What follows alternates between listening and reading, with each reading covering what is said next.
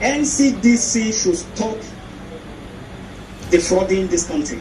Now, Ogbonge Pidgin News Network now carry on giving her for this o'clock, and this one concern Kogi State to the Commissioner for Information and Communication for inside Kogi State, wey be Mr. Kingsley Fanwo, don come out to come the paraya and the verse yesterday for inside Channels Television for politics today. Make NCDC stop to the chop Nigeria money with this coronavirus matter. This matter shele after when NCDC come out to say they see one coronavirus case for inside Kogi State. Like una know say Kogi State na one of the two states wey never get coronavirus. Since where this matter shele, NCDC should stop defrauding this country. I am not one of those who think NCDC is helping this country. I am one of those who think NCDC has an agenda to spread COVID-19 to all the states of the Federation.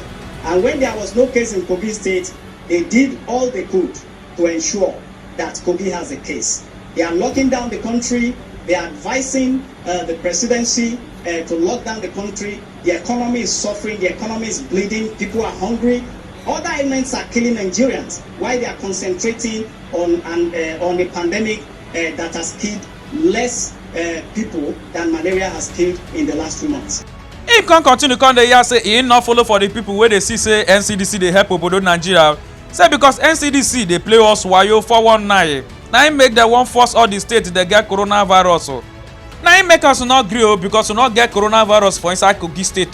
NCDC just they carry this coronavirus matter wey make Mr. President they lock the whole country.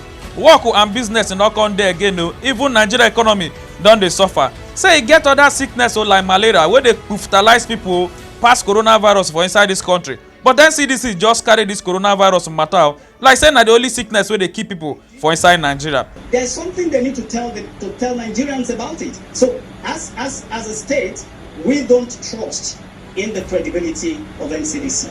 Say he not trust NCDC at all. This na man about town reporting for Pidgin News Network.